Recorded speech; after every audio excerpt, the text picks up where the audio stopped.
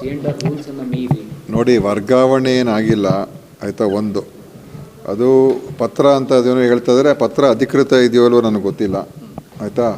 ಇನ್ನೊಂದು ಏನಂತೇಳಿ, ನಮ್ಮ ಇಲಾಖೆಯಿಂದ ಇನ್ನೊಂದು ಇಲಾಖೆಗೆ ಹೋಗೋದಕ್ಕೆ ಅವಕಾಶವೂ ಕೂಡ ಇಲ್ಲ. ನಮ್ಮಲ್ಲಿ ನಮ್ಮ ವೈದ್ಯರನ್ನು ನಾವು ನಮ್ಮಲ್ಲಿ ಬೇರೆ ಇಲಾಖೆಗೆ ಹೋಗಿರ್ತಕ್ಕಂಥವರೆಲ್ಲ ನಾವು ವಾಪಸ್ಸೇ ತೊಗೊಂಡಿದ್ದೀವಿ. ಡೆಪ್ಯುಟೇಷನ್ ಮೇಲೆ ಹೋಗಿರೋನೆಲ್ಲ ವಾಪಸ್ ತೊಗೊಂಡಿದ್ದೀವಿ. ಆದ್ದರಿಂದ ನಮ್ಮ ಇಲಾಖೆಯಿಂದ ಇನ್ನೊಂದು ಇಲಾಖೆಗೆ ಹೋಗೋದಕ್ಕೆ ಅವಕಾಶವೂ ಕೂಡ ಅದೂ ಇಲ್ಲ. ಆದ್ದರಿಂದ ಬಹುಶಃ ಈ ಒಂದು ಏನು ಅವರು ನೋಡಿದ್ದಾರೆ, ನಾನು ಪತ್ರ ನೋಡಿದ್ದೀನಿ, ಅದರಲ್ಲೇನು ನಂಬರ್ ಇಲ್ಲ, ಡೇಟ್ ಇಲ್ಲ. ಅದಕ್ಕೋಸ್ಕರ ಅದ್ರ ಬಗ್ಗೆ ನನಗೆ ಹೆಚ್ಚು ಮಾಹಿತಿ ಇಲ್ಲ. ಆದರೆ ನಮ್ಮ ಇಲಾಖೆಯಿಂದ ಬೇರೆ ಇಲಾಖೆಗೆ ಹೋಗೋದು ಭಾಳ ಕಷ್ಟದ ಕೆಲಸ.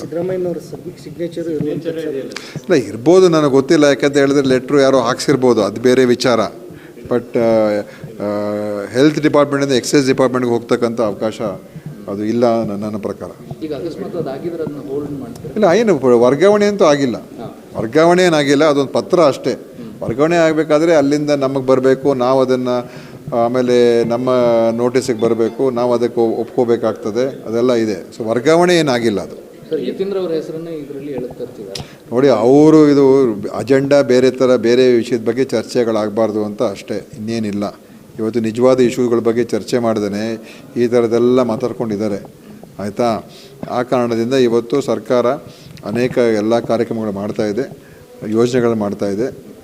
ನಾಳೆ ಮುಖ್ಯಮಂತ್ರಿಗಳು ಹೋಗಿ ಈಗ ದೊಡ್ಡ ಕಾರ್ಯಕ್ರಮ ಹಾವೇರಿಯಲ್ಲಿ ನಡೀತಾ ಉಂಟು, ಎಲ್ಲ ಇಲಾಖೆಗಳು ನಡೀತಾ ಇದೆ. ನಾನು ಕೂಡ ಸೋಮವಾರ ಬೆಳಗಾವಿಗೆ ಹೋಗ್ತಾಯಿದ್ದೀನಿ. 3 ಹೊಸ ಆಸ್ಪತ್ರೆಗಳು ಶಂಕುಸ್ಥಾಪನೆ ಮಾಡ್ತಾಯಿದ್ದೀನಿ. ಸುಮಾರು 100 ಕೋಟಿಗಿಂತ ಹೆಚ್ಚು ಅನುದಾನ ಅದಕ್ಕೆ ಬಿಡುಗಡೆ ಆಗಿದೆ. ಬೆಳಗಾವಿ ಜಿಲ್ಲೆಗೇ 3 ಹೊಸ ಆಸ್ಪತ್ರೆಗಳನ್ನು ಶಂಕುಸ್ಥಾಪನೆ ಆಗ್ತಾಯಿದ್ದೀನಿ. ಮತ್ತು ಅಲ್ಲಿ ಹಲವಾರು ನಿನ್ನೆ ಮಹಿಳೆಯರಿಗೆ, ಮಕ್ಕಳಿಗೆ ನಾವು ಕಲ್ಯಾಣ ಕರ್ನಾಟಕ ಜಿಲ್ಲೆಗಳಲ್ಲಿ ಅವರಿಗೆ HPV ವ್ಯಾಕ್ಸಿನ್ ಕೊಡೋದಕ್ಕೆ ನಿನ್ನೆ ಅನುಮೋದನೆ ಆಗಿದೆ.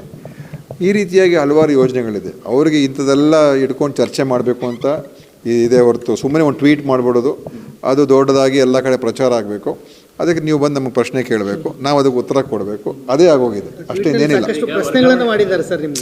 ಸುಮ್ಮನೆ ಎಲ್ಲ ಕೇಳ್ತಾರೆ, ಏನು ಇಲ್ಲದೆ ಇರಬೇಕು, ಏನು ಈ ಥರ ಇಶ್ಯೂಸ್. ಎಷ್ಟು ಜನ ಈಗ ವರ್ಗಾವಣೆ ಪತ್ರಗಳು ಈಗ ನನಗೂ ಕೂಡ ಅನೇಕ ಪತ್ರಗಳು ಬರ್ತದೆ. ನಾನು ಯಾವುದೋ ಒಂದು ಶಿಫಾರಸು ಮಾಡಿ ಕಳಿಸ್ತೀನಿ, ಅದೆಲ್ಲ ಇರ್ತದೆ.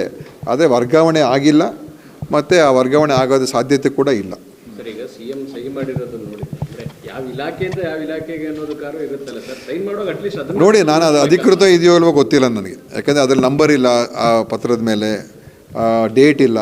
ಅದಕ್ಕೋಸ್ಕರ ಅದೇನು ಅಂತ ನನಗೆ ಪೂರ್ತಿ ಮಾಹಿತಿ ಇಲ್ಲ. ನನ್ನ ಗಮನಕ್ಕಂತೂ, ನಮ್ಮ ಇಲಾಖೆ ಗಮನಕ್ಕಂತೂ ಬಂದಿಲ್ಲ ಅದು. ಸರ್, DK ಅವರು ದೆಹಲಿಗೆ ಹೋಗಿದ್ರು, ನಾಯಕತ್ವದ ವಿಚಾರದಲ್ಲಿ ಒಂದು ಕರೆದು ಇಬ್ಬರನ್ನು ಮಾತುಕತೆ ಮಾಡ್ಬೋದು ಹೈಕಮಾಂಡ್ ಅನ್ನುವಂಥ ನಿರೀಕ್ಷೆಯನ್ನು ಎಲ್ಲ ಶಾಸಕರು ಇಟ್ಕೊಂಡಿದ್ರು. ಬಟ್ ಆ ಥರದ್ದೇನು ಬೆಳವಣಿಗೆ ಆಗಿಲ್ಲ, ಗೊಂದಲ ಹಾಗೆ ಮುಂದುವರೆದು. ಹೈಕಮಾಂಡ್ ಅವ್ರು ಯಾವ ಸಮಯದಲ್ಲಿ ಅವ್ರು ಯಾವಾಗ ಬೇಕಾದ್ರೂ ತೀರ್ಮಾನ ಮಾಡ್ಬೋದು, ಅದು ಅವ್ರಿಗೆ ಬಿಟ್ಟಿರುವಂಥ ವಿಷಯ. ಈ ವಿಷಯದ ಬಗ್ಗೆ ನಾವು ಯಾರೂ ಕೂಡ ಮಾತಾಡೋದ್ರ ಏನು ಪ್ರಯೋಜನ ಇಲ್ಲ, ಮತ್ತು ಇದರ ಬಗ್ಗೆ ಚರ್ಚೆ ಮುಂದುವರಿಸೋದು ಕೂಡ ಏನು ಅವಶ್ಯಕತೆ ಇಲ್ಲ. ಇದಾಗಲೇ ಸುಮಾರು 2 ವರ್ಷದಿಂದ ಇದನ್ನೇ ನೀವು ಕೇಳ್ತಾ ಇದ್ದೀರಾ. ಅದಕ್ಕೋಸ್ಕರ ಇದನ್ನು ಮುಂದೆ ಮತ್ತೆ ಪ್ರಶ್ನೆ ಉತ್ತರ ಕೊಡುವಂಥದ್ದು ಅದು ಯಾವುದೇ ಅಗತ್ಯತೆ ಇಲ್ಲ. ಸರ್ಕಾರಿ ವೈದ್ಯಾಧಿಕಾರಿಗಳಿಂದ ಸಭೆಗೂ ಕೂಡ ಬಂದಿಲ್ಲ, ಅವ್ರು ಪ್ರೊಟೆಸ್ಟ್ ಹೋಗಬೇಕು ಅಂತ ತೀರ್ಮಾನ ಮಾಡಿದ್ದಾರೆ. ಇಲ್ಲ ನೋಡಿಯಪ್ಪ, ನಾವು ಅವ್ರಿಗೆ ಸಭೆಗೆ ಬನ್ನಿ ಅಂತ ಹೇಳ್ದೋ, ಅವರು ಬರೋದಕ್ಕೆ ತಯಾರಿಲ್ಲ ಅಂತ ಹೇಳಿದ್ರೆ ಅದಕ್ಕೆ ನನಗೆ ಅದು ಅವ್ರಿಗೆ ಬಿಟ್ಟಿರುವಂಥ ವಿಚಾರ. ನಾವು ನಮ್ಮ ಇಲಾಖೆಯಲ್ಲಿ ವರ್ಗಾವಣೆಗಳಲ್ಲಿ ಸುಧಾರಣೆ ಮಾಡಿದ್ದೇವೆ, ಪಾರದರ್ಶಕತೆ ತೊಗೊಂಬಂದಿದ್ದೇವೆ. ಆಡಳಿತಾತ್ಮಕ ಹುದ್ದೆಗಳು ಕೂಡ ಪಾರದರ್ಶಕವಾಗಿ ಆಗಬೇಕು ಅಂತ ನಾವು ತೊಗೊಂಬಂದಿದ್ದೇವೆ. ಆಮೇಲೆ ಗ್ರಿಡೇಷನ್ ಲಿಸ್ಟನ್ನು ಮಾಡೋದಕ್ಕೆ ಯಾವ್ಯಾವುದು 15 ವರ್ಷ 20 ವರ್ಷ ಆಗದೇ ಇರುವಂಥ C&R ಆಗಿರಲಿಲ್ಲ, ಅದನ್ನು ಮಾಡೋದಕ್ಕೆ ಪ್ರಯತ್ನ ಮಾಡ್ತಾಯಿದ್ವಿ. ಗ್ರಿಡೇಷನ್ ಲಿಸ್ಟನ್ನು ನಾವು ಅನೌನ್ಸ್ ಮಾಡಿದ್ವಿ, ಪ್ರೊವಿಷನ್ ಲಿಸ್ಟನ್ನು. ಸೊ ಅದನ್ನು ಕೂಡ ಮಾಡ್ತಾಯಿದ್ದೀವಿ. ಸೊ ಇಲಾಖೆಯಲ್ಲಿ ಸುಧಾರಣೆಗಳು ಮಾಡ್ತಾಯಿದ್ದೀವಿ. ಅವ್ರಿಗೆ ಕೆಲವು ವಿಚಾರಗಳು ಯಾವ ವಿಷಯಕ್ಕೆ ಅವ್ರು ಬರ್ತಾ ಇಲ್ವೋ ಹೋಗ್ತಾರೋ ನನಗೆ ಗೊತ್ತಿಲ್ಲ. ಆದರೆ ನಾವು ಇಲಾಖೆನ ಒಂದು ಸದೃಢ ಒಂದು ದಿಕ್ಕಿನಲ್ಲಿ ತೊಗೊಂಡು ಹೋಗ್ತಕ್ಕಂಥದ್ದಕ್ಕೆ, ಪಾರದರ್ಶಕವಾಗಿ ಮಾಡ್ಕೊಂಡು ಹೋಗ್ತಕ್ಕಂಥದ್ದಕ್ಕೆ, ಭ್ರಷ್ಟಾಚಾರವನ್ನು ಕಮ್ಮಿ ಮಾಡೋದಕ್ಕೆ ನಾವು ಅದನ್ನು ಮಾಡ್ತಾಯಿದ್ದೀವಿ. ಆದ್ದರಿಂದ ಅವ್ರು ಬರದೇ ಹೋದರೆ ಅದು ಅವ್ರಿಗೆ ಬಿಟ್ಟಿರುವಂಥ ವಿಚಾರ, ನನಗೇನು ಅದಕ್ಕೆ ಸಂಬಂಧ ಇಲ್ಲ. ನನ್ನ ಕಡೆಯಿಂದ ಜವಾಬ್ದಾರಿತವಾಗಿ ನಾನು ಕರೆದಿದ್ದೀನಿ. ಅವ್ರು ಬರದೇ ಹೋದರೆ ಮತ್ತು ಅದು ಅವ್ರ ಮುಂದಿನ ದಾರಿ ಅವ್ರು ಏನು ಮಾಡ್ತಾರೆ ನೋಡೋಣ.